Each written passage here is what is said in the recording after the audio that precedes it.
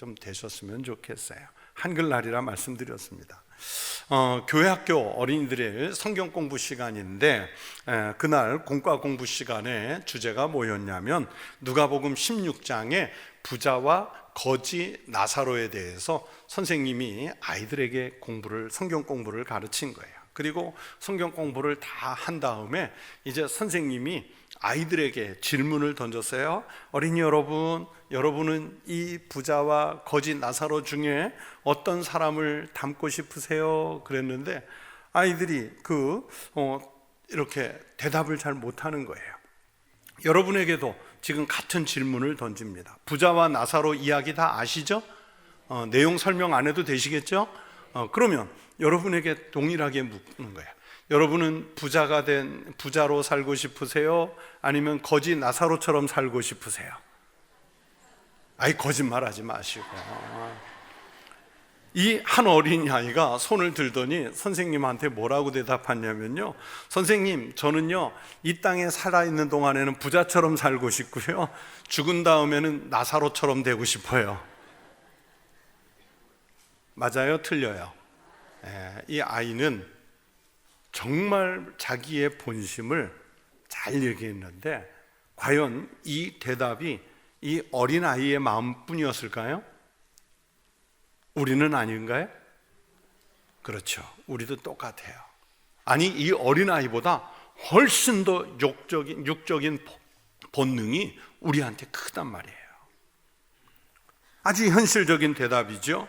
아마도 어쩌면 대부분의 그리스도인들이 이 마음, 어린아이와 똑같은 마음일 거예요.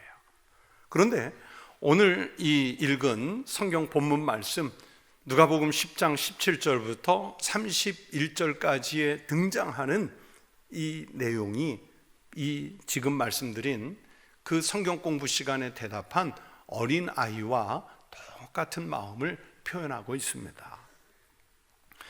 오늘 본문 속에 주인공이 누굽니까? 영생을 얻고 싶은 부자 청년이 주인공이죠. 같은 말씀, 병행하는 말씀이라고 그러죠.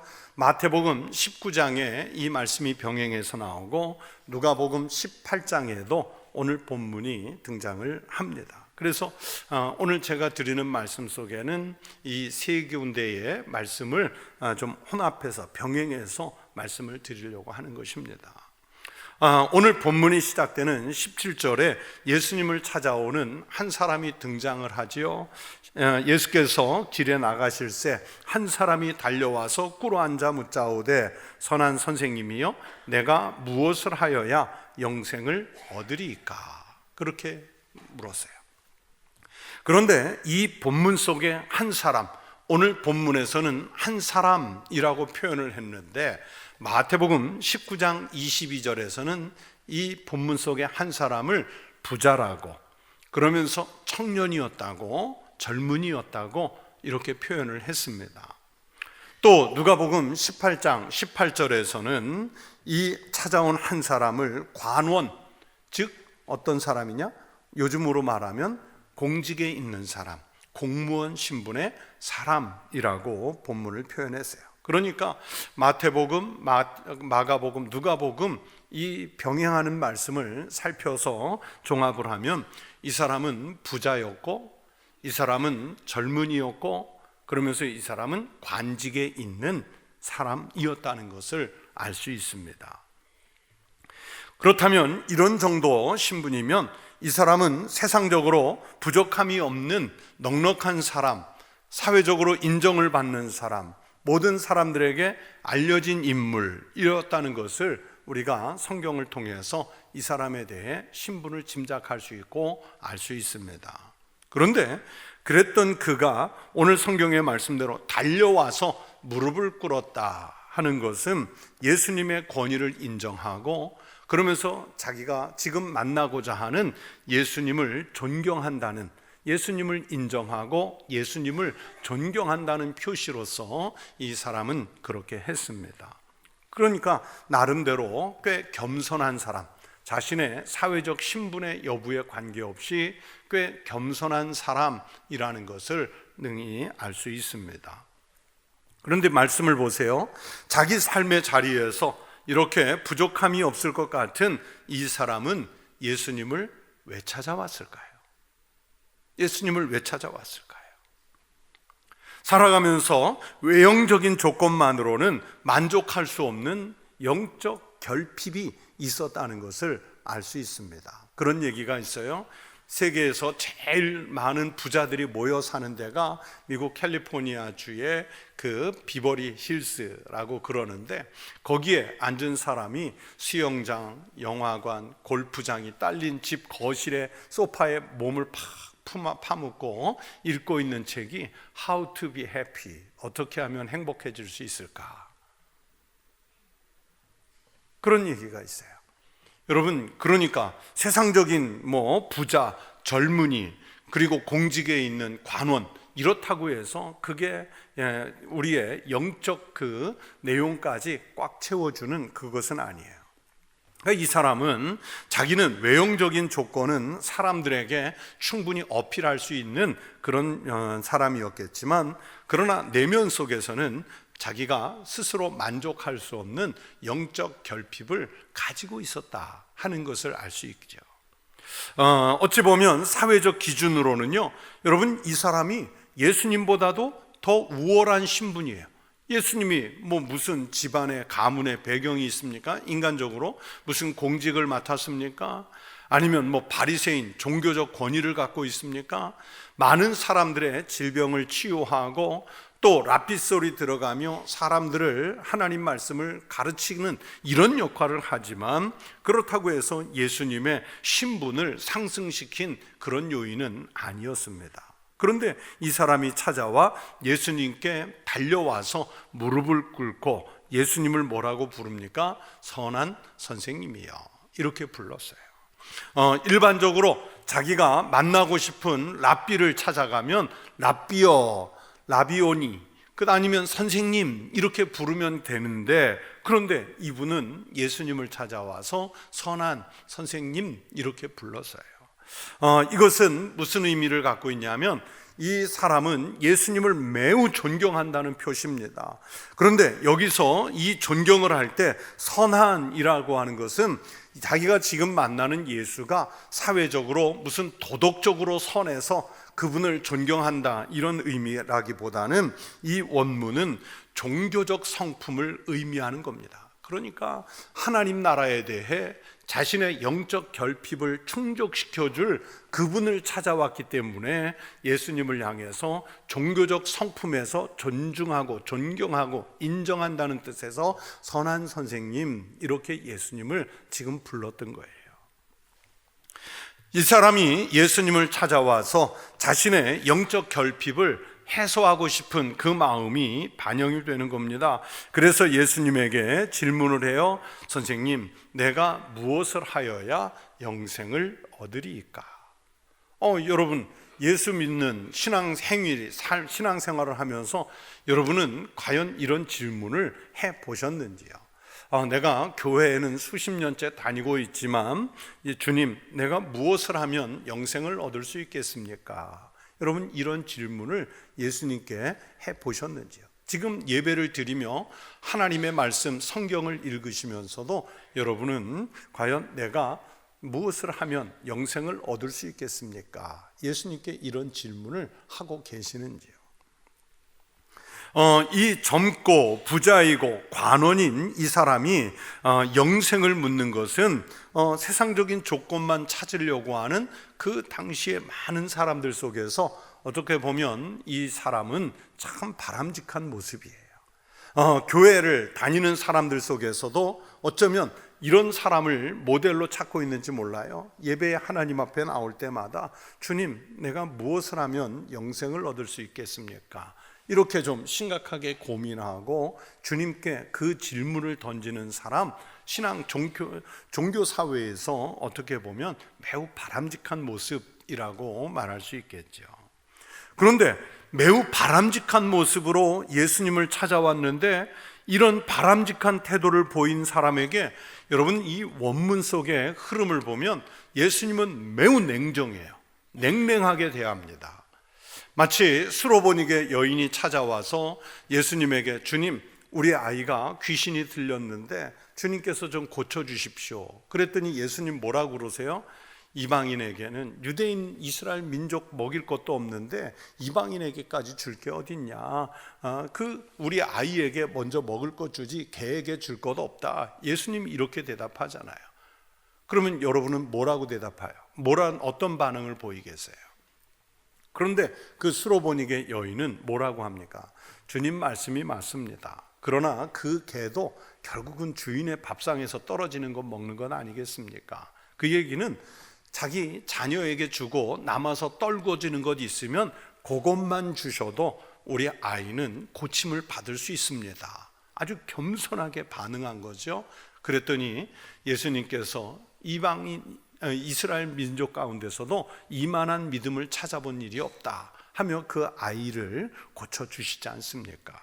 그런 것처럼 여러분, 예수님은 지금 예수님을 찾아와서 내가 무엇을 하면 영생을 얻을 수 있겠습니까? 이렇게 묻는 부자, 젊은이, 관원인 사람에게 아주 냉랭하게 대하는 거예요.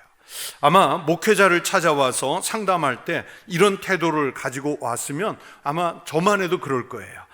일단 성경을 조금 더 공부해 보시지 않겠습니까? 아니면 제가 그 분야의 전문가를 알고 있는데 연결시켜 줄 테니까 한번 찾아가서 상담을 받아보시지 않겠습니까? 아니면 저희 교회에 나와서 저와 함께 같이 말씀도 듣고 예배도 드리고 하면서 배워보시지 않겠습니까? 이렇게 아마 상담을 해줬을 거예요. 그래서 그 사람이 시험에 들지 않도록, 그 수로보니게 여인이 예수님의 그런 매몰찬 이야기를 들었을 때 시험에 들 뻔하잖아요. 그런데 안 들고 자기가 원하는 결과를 얻어냈지 않습니까? 이 젊은이에게도 예수님이 동일하게 그렇게 말할 수 있어요. 그렇게 영생을 얻고 싶으면 나를 좀 더 따라다녀 봐라, 이렇게 말할 수 있는데, 그런데 예수님은 뭐라고 말씀합니까? 이스라엘 사람이라면 당연히 누구나 알고 있을 법한 계명을 말씀하시면서 그 계명을 지키라는 거예요. 19절에 내가 계명을 안 하니 살인하지 말라, 간음하지 말라, 도둑질하지 말라, 거짓 증언하지 말라, 속여 빼앗지 말라, 내 부모를 공경하라 하였느니라. 예수님은요, 지금 이 사람에게 친절하게 상담하시는 것이 아니라 누구나 아는, 속된 말로 말하면 너무 뻔한 대답을 이 사람에게 주고 있는 거예요. 그랬더니 이 예수님을 찾아온 사람이 어떤 반응을 보입니까? 예수님을 찾아온 이 사람은 자기의 율법 준수에 대해서만큼은 자신 있게 대답을 하죠. 20절 말씀을 보세요. 그가 여짜오되 선생님이여, 이것은 뭐냐면 예수님께서 지금 19절에서 말씀한 계명, 알고 있는 계명, 지켜야 할 계명, 그걸 말해요. 이것은 내가 어려서부터 다 지켰나이다. 그러니까 이 사람은요, 아주 훌륭한 신앙적인 삶을 살고 있다는 것, 하나님께서 이스라엘 민족 유대인들에게 주신 그 계명을 잘 지켜서 신앙적인 면에서 매우 훌륭하게 살고 있다는 것을 알 수 있습니다. 그런데 이 사람에게 사실은 이 오고 가는 대화 속에서 예수님께서 원하시는 그 기대감, 아니면 예수님께서 이 사람을 끌어올려주고 싶은 수준이 있습니다. 21절에 보시면 예수께서 그를 보시고 사랑하사 이렇게 말씀했는데, 이 21절에 그를 보시고 할 때 이 보시고라는 말씀은 헬라어로 엠블레포라고 그래가지고요, 주의 깊게 응시하면서 자세히 분별하다, 그런 뜻을 가지고 있어요. 그러니까 지금 예수님께서는 찾아온 이 사람의 눈과 눈이 마주친 채로 주의 깊게 보시는 거예요. 뚫어지게 보시는 거예요. 좀 이 찾아온 젊은이가 민망한 마음이 들도록 쳐다보시는 거예요. 그것은 이 사람을 밀어내겠다는 의도가 아니라 내가 당신에게 원하는 바가 있다, 원하는 끌어올려주고 싶은 수준이 있다, 그 얘기를 말씀하신 거예요. 엠블레포, 내가 당신을 이만큼 끌어올릴 수 있는데 그것을 할 수 있겠느냐 하는 질문을 담고 있는 거예요.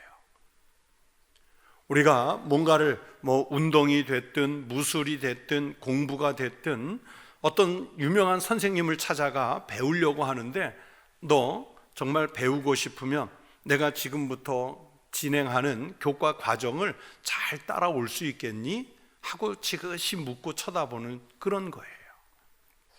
그걸 이겨내지 못하면, 그 과정을 넘어서지 못하면 너는 그 원하는 목적을 이룰 수 없다, 이런 뜻을 갖고 있어요. 그래서 주의 깊게 응시하면서 엠블레포 자세히 분별해서 지금 주님이 이 젊은이를 보고 있는 거예요.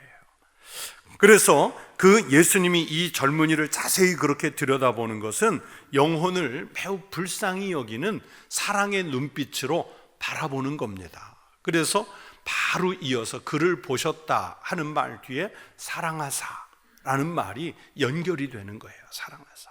아마 주님은 지금도 우리를 주의 깊게 보시면서 사랑하는 마음으로 우리를 살펴보고 계시는 줄로 믿습니다. 그러니까 정말 그 영혼을 사랑하고 아끼는 마음에서 바라는 기대가 있는데, 그 기대가 뭐냐? 너 이거 할 수 있니? 나를 따르려면, 영생을 얻으려면 해야 할 일이 있는데 이거 할 수 있니? 하고 묻는 그 내용이 뭐냐면 21절 중반에 보면 이르시되 내게 아직도 한 가지 부족한 것이 있으니 가서 내게 있는 것을 다 팔아 가난한 자들에게 주라 부탁하세요. 일부 팔아, 그런 말씀이 아니에요. 큰 몫을 팔아, 그렇게 말씀하지 않아요. 왜 하필이면 다 팔아 이렇게 말씀하셨을까요? 다 팔아. 여러분, 이 젊은 부자가요, 영생을 얻는 길에 가장 큰 걸림돌은 뭐였냐면, 지금 주님이 파악한 바로는 재물인 거예요. 어떤 이에게는 명예일 수 있고, 어떤 이에게는 권력일 수 있고, 어떤 이에게는 어떤 사회적 신분, 존경, 이런 것일 수 있는데, 지금 이 젊은 부자가 영생을 얻는 길에 가장 걸림돌이 되는 것이 재물이라고 예수님은 파악하신 거예요. 오늘날 사실 우리들도요 마찬가지 아닐까 하는 생각을 했습니다. 우리가 믿음으로 말미암아 구원을 받습니다, 이 고백은 쉽게 하지만 정말 우리가 그리스도인답게 살고자 하는데 어쩌면 가장 큰 걸림돌이 재물, 이것이 아닐까, 이런 생각이 이 말씀 대목에서 걸리더라고요. 자, 그 부족한 것이 한 가지 있는데 가서 너에게 있는 것을 다 팔아 가난한 자들에게 주라, 그렇게 해야 그랬죠. 그래서 그리하면 그랬잖아요. 그렇게 하면 하늘에서 보화가 내게 있으리라. 그렇게 다 팔고 나를 따르면 영생을 얻을 수 있다는 것을 얘기했는데, 그런데 이 주님의 말씀에 대한 젊은 부자의 반응을 좀 보십시오. 이 젊은 부자 어떤 반응을 보입니까? 22절에 그 반응이 한마디로 나오죠. 그 사람은 재물이 많은 고로 이 말씀으로 인하여 슬픈 기색을 띠고 근심하며 가니라. 여러분, 우리도 이런 요청을 받으면 과연 어떻게 반응할까요? 여러분 같으면 어떻게 반응하시겠어요? 여러분, 천국교회에 와서 신앙생활 제대로 바르게 잘 하시려면 오늘 집에 가셔서 여러분 가진 것을 다 팔고 오십시오. 그러면 어떻게 될까요? 아무도 없을 거예요. 똑같겠죠. 이 젊은이와 똑같을 거예요. 그 얘기는 뭐냐면 우리는 하나님 나라 상급에 대한 믿음이 별로 없는 거예요. 그래서 만약에 정말 하나님 나라, 예수님이 말씀하신 그 하나님 나라가 없으면 어떡하지? 그걸 대비해서 우리는 돈에 인색하고 어떻게 하든지 권세와 명예 등을 취득해 두려고 그래서 애를 써요. 자, 예수님의 이 말씀을 듣고 젊은이는 슬픈 기색을 띠고 근심하며 갔다. 그 반응을 소개하지 않습니까? 우리는 우리에게도 그렇게 하라고 하면 앞에 말씀드렸던 것처럼 어쩌면 교회 자체를 떠날지 모르겠어요. 지난 주일 전도서 11장 1절 2절 말씀을 가지고 설교하면서 내가 가진 것을 나눠주라, 7에게나 8에게나 양식을 무리에 던져라, 이렇게 말씀을 드렸는데요. 그러면서 여러분은 큰 것을 누군가를 위해서 드려보셨느냐, 제가 이렇게 물었지요. 자, 지난 주일 설교 들으면서 생각을 하셨는지, 아니면 말씀을 듣고 가서 나눠줄 생각을 좀 해보셨는지요. 말씀을 전하는 중에 여러분 돈 많이 버십시오 그랬더니 아멘이 커요. 그런데 여러분의 것을 좀 나눠주십시오, 크게 쓰고 나눠주십시오 그랬더니 아멘이 작아요. 그래서 제가 이 대목이 아멘이 더 커야 됩니다 하고 1, 2, 3부에서 동일하게 얘기했잖아요. 기억 안 나세요? 나시죠? 뭐 3일밖에 안 지났는데 기억이 벌써 안 나면 안 되죠. 제가 결코 뭐 자랑해서 하는 말도 아니고요. 그냥 여러분들의 신앙에 좀 도움이 됐으면 해서 드리는 말씀인데,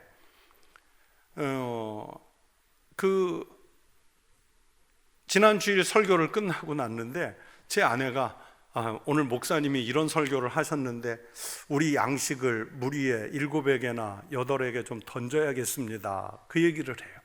그래서 어디다 던지려고요? 그랬어요. 제가 2부 예배 끝난 다음에 어디에 던지려고요? 그래서 말씀을 듣는 중에 생각나는 사람이 생겼대요. 그 생각난 사람이 누구냐면 제 친구인데, 친구 목사인데 한 2-3주 전에 오랫동안 투병하다가 별세를 했어요.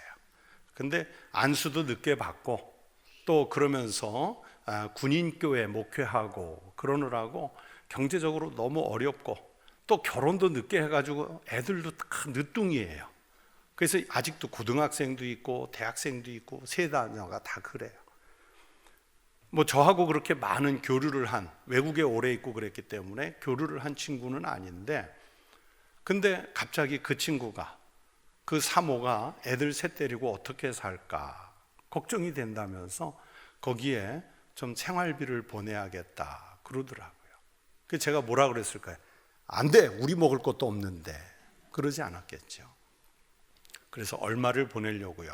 그랬더니 큰 액수를 얘기하더라고요. 그래서 좋다고, 바로 오늘 보내라고 그랬어요. 그러면서 저한테 또 뭐라 그러냐면, 그 친구 사모, 친구 목사 사모가 이제 암 판정을, 사기를 받아가지고 갑자기 위기에 빠졌어요. 당신도 거기에 좀 양식을 좀 던지시지 그러더라고요. 그래서 제가 그날 오후에 저도 양식을 크게 던졌어요. 너무 감사하더라고요. 너무 감사해요. 오늘 집에 가서 혼날지 몰라요. 그 얘기를 왜 했냐고. 그런데 말씀을 듣고 큰 액수를, 제가 액수를 말씀드리진 않아요. 큰 액수를 그 2군데 보냈어요. 7, 8군데 보내야 되는데 2군데 보냈어요. 이 분명히 쉽지 않은 일이에요. 그 결심을 하는, 짧은 시간 안에 결심을 해서 보내는 게 쉽지는 않은데 반드시 해야 할 일이에요. 그리스도인이라면 반드시 해야 할 일이에요. 그런데 우리는 많이 버십시오, 축복받으십시오 그러면 아멘 소리가 커지는데, 내 것 내놓으십시오, 던지십시오, 쓰십시오 그러면 그건 나중에 좀 생각해 보고 그러는 거예요. 자, 그랬더니 예수님께서 이 젊은이가 그렇게 돌아가 버리니까 이 젊은이에 대해 예수님이 뭐라고 23절에서 말씀하시냐면, 부자가 하나님 나라에 들어가는 게 얼마나 어려운지를 말씀하시잖아요. 25절에 낙타가 바늘기로 나가는 것이 부자가 하나님 나라에 들어가는 것보다 쉬우니라.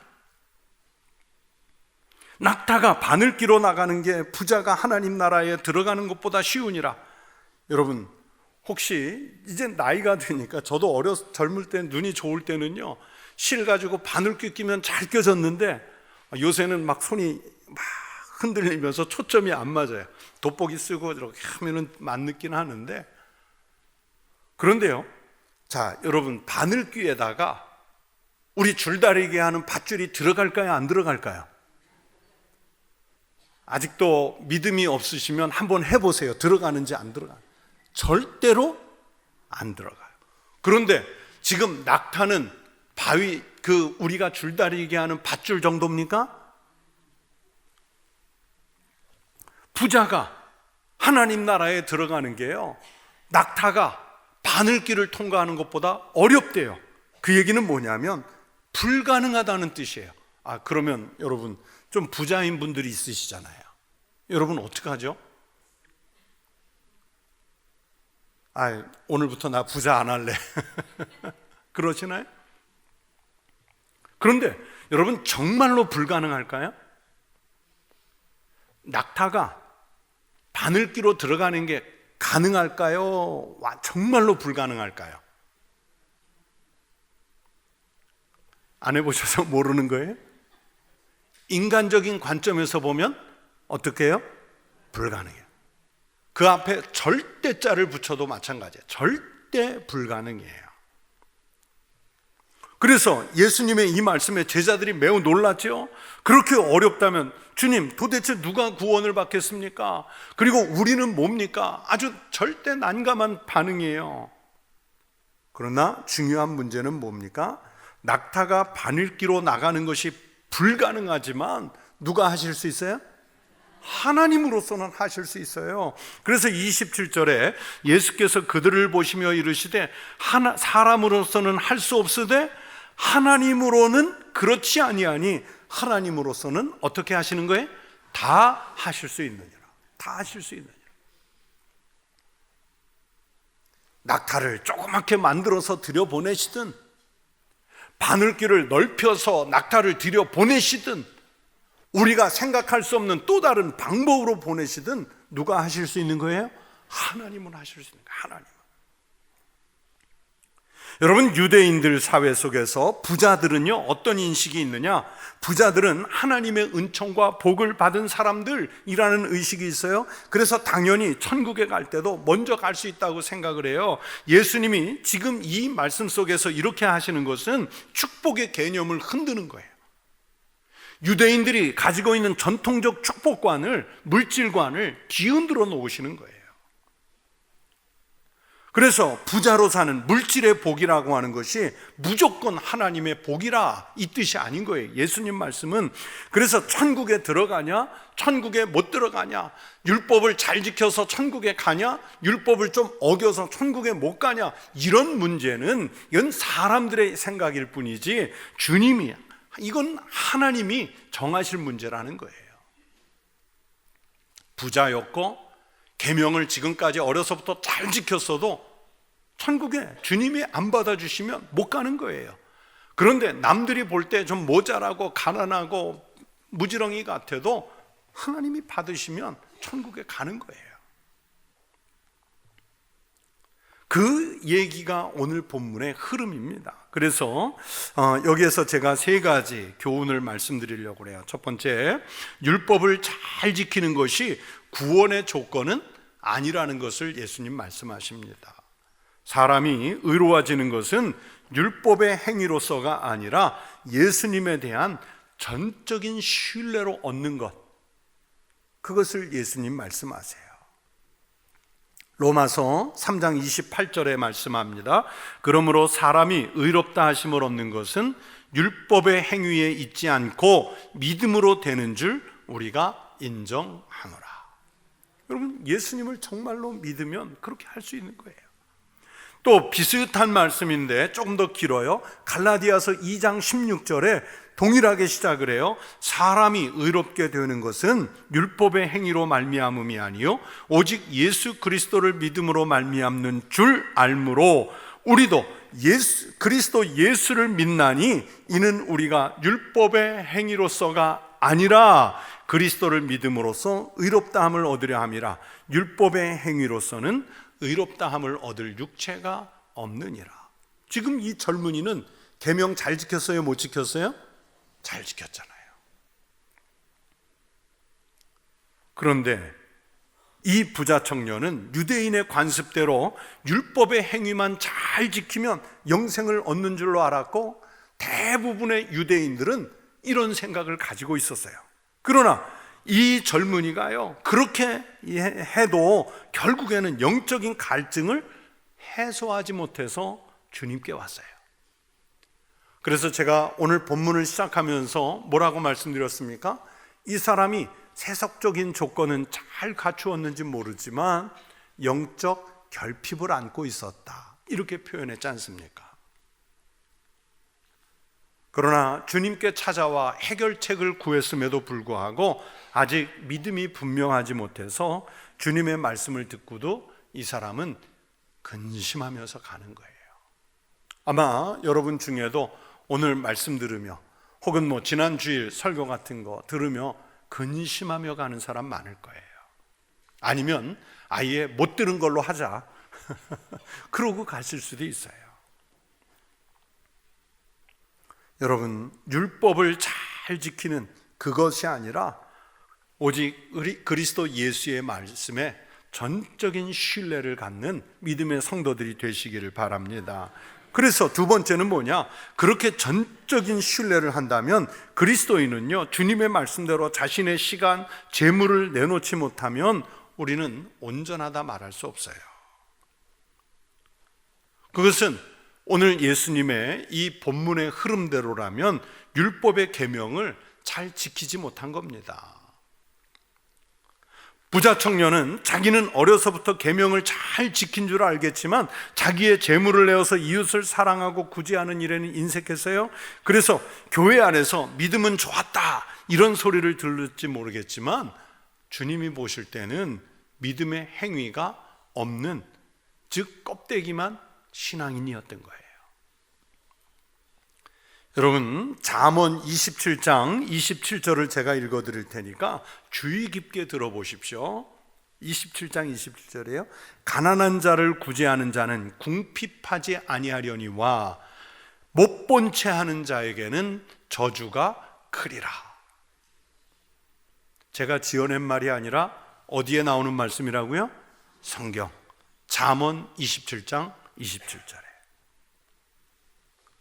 가난한 사람 구제한다고 해서요, 여러분 그것 때문에 망하지 않아요. 가난해지지 않아요. 못 본 채 하는 자에게는 저주가 크다 그랬어요. 굳이 그 연예인 이름을 얘기해서 죄송한데 그래도 우리 사회에 모범이 될 만하니까 가수 중에 션이라는 가수는, 그죠? 어딜 가나 자기가 그리스도인이라는 걸 얘기하고 평생 자기가 번 돈을 벌써 지금 100억 된지 얼마인지를 기부했다고 그러죠.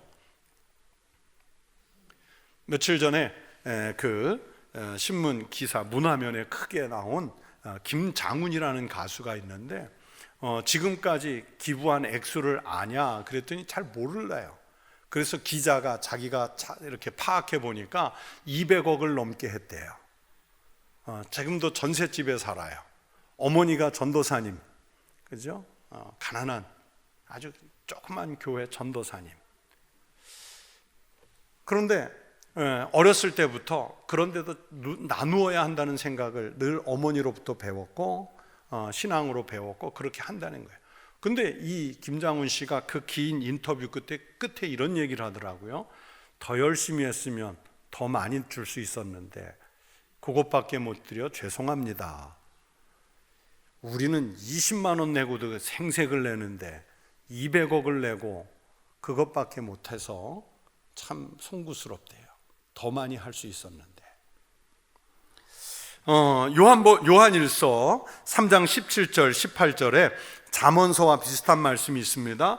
누가 이 세상의 재물을 가지고 형제의 궁핍함을 보고도 도와줄 마음을 닫으면 마음을 닫아버리면 하나님의 사랑이 어찌 그 속에 거하겠느냐.